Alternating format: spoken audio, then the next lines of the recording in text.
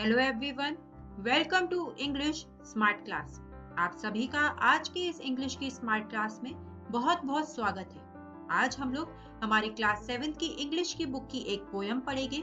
इस पोयम का नाम है 9 गोल्ड मेडल्स। ये वीडियो इस पोयम का पार्ट 1 है। टोटल हम लोग इस पोयम के 2 पार्ट पढ़ेंगे। तो चलिए शुरू करते हैं। बात करते हैं कि आज इस वीडियो में हमें क्या क्या सीखने को मिलेगा। तो दोस्तों, आज इस वीडियो में जो टॉपिक्स हम लोग पढ़ने वाले हैं उनमें सबसे पहला टॉपिक होगा अबाउट द पोएट। उनके बारे में बात करेंगे जिन्होंने इस पोएम को लिखा है। उसके बाद आज हम लोग कुछ नए शब्दों को सीखेंगे। इन शब्दों को याद रखते हुए आज हम लोग हमारी पोएम के स्टैंजा 1 से लेकर 4 को पढ़ेंगे और उसका मीनिंग समझेंगे। तो दोस्तों, आज के स्मार्ट क्लास में आपको ये सारे टॉपिक्स पढ़ने को मिलेंगे। चलिए इसी के साथ अपने पहले टॉपिक अबाउट द पोएट से शुरू करते हैं। हमारी इस पोएम को लिखा है डेविड रॉथ ने। चलिए इनके बारे में कुछ बातें जानते हैं। डेविड रॉथ बॉर्न हुए हैं 10 अक्टूबर 1954 में। David Roth is an American musician, singer, song writer, actor, author, artist and former radio personality. The poem is based on a story about the 9 differently abled athletes in a special Olympic event. ये जो हमारी poem है, इस poem में David रॉथ ने एक special Olympic event के बारे में बताया है जिसमें 9 एथलीट्स ने पार्ट लिया था। उनकी कहानी हमें इस पोयम में पढ़ने को मिलेगी। और दोस्तों, the incident happened at a 1976 track and field event held in Washington. जब आप ये पोयम पढ़ेंगे तब आप उसमें देखेंगे कि किस तरह से एक इंसिडेंट होता है एक एथलीट के साथ, और रियलिटी में ऐसा इंसिडेंट हुआ था जो कि था 1976 की ट्रैक एंड फील्ड इवेंट में, जो कि वॉशिंगटन में हुई थी। तो दोस्तों, ये तो बात हुई हमारे पोएट के बारे में।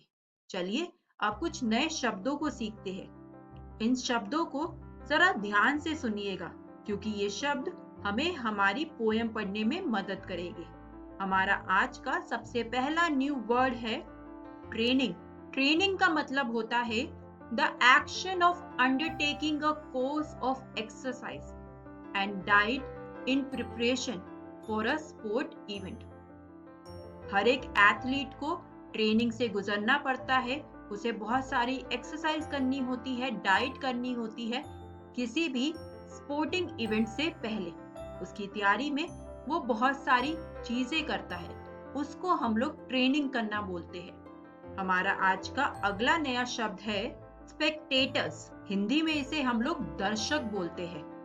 तो दोस्तों, स्पेक्टेटर्स का यहाँ पर मतलब है persons watching especially an event or sports without taking part। यानी कि spectators हम उन लोगों को बोलते हैं जो एक स्पोर्ट्स इवेंट्स देखते हैं विदाउट उसमें पार्ट लिए हुए। दोस्तों, हमारा आज का अगला नया शब्द है गैदर्ड। गैदर्ड वर्ड का मतलब होता है कम टुगेदर। हमारा आज का अगला नया शब्द है रिजॉल्व्ड। रिजॉल्व वर्ड का मतलब होता है डिटरमाइंड। हमारा आज का अगला नया शब्द है पॉइज्ड यानी कि रेडी। हमारा आज का अगला नया शब्द है एक्सप्लोडेड। एक्सप्लोडेड वर्ड का मतलब होता है to react suddenly with a strong expression of emotion. हमारा आज का अगला नया शब्द है स्टम्बल्ड।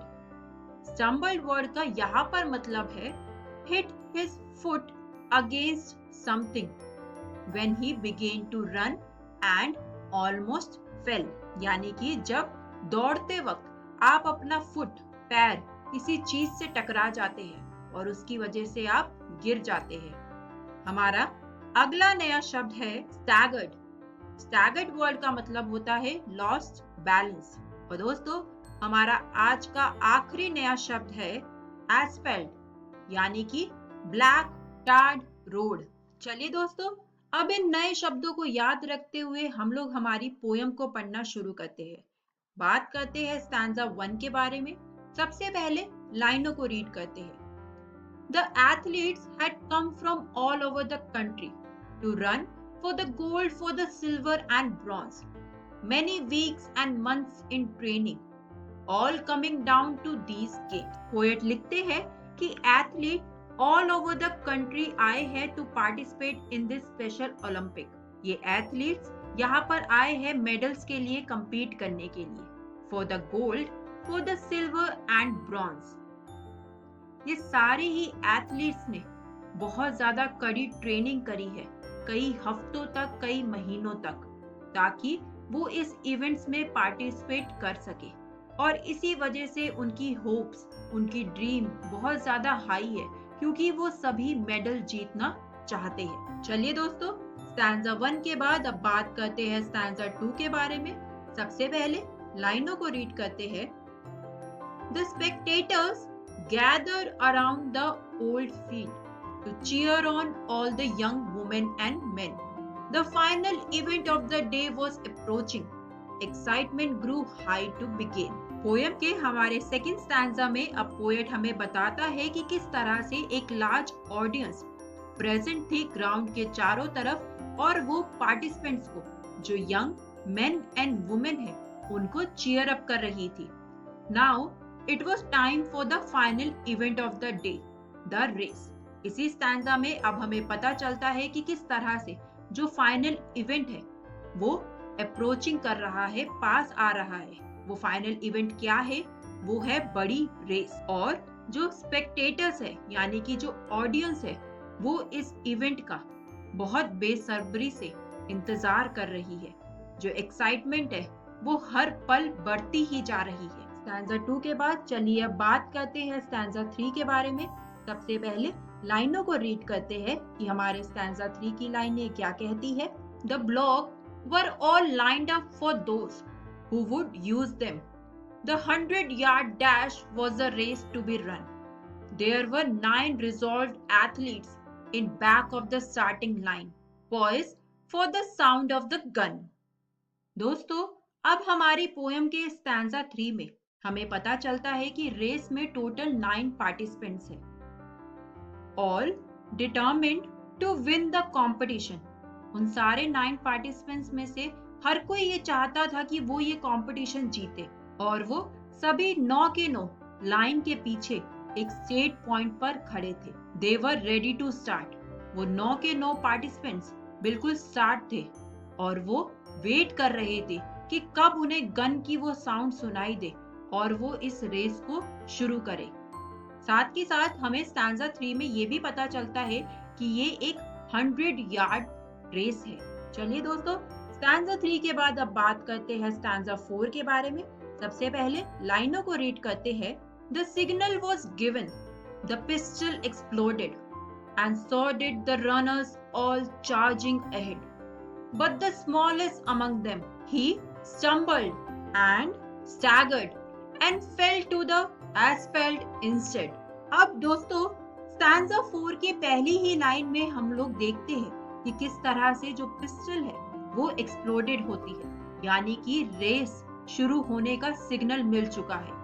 सारे के सारे रनर्स भागने लगते हैं अपने अपने ट्रैक पर, बट अचानक से एक बहुत ही अनएक्सपेक्टेड सी चीज होती है। उन 9 एथलीट्स में से जो सबसे शॉर्टेस्ट एथलीट होता है वो स्टम्बल्ड एंड स्टैगर्ड, और वो अपने नीज के बल पर गिर जाता है ग्राउंड पर। उस ट्रैक पर वो गिर जाता है।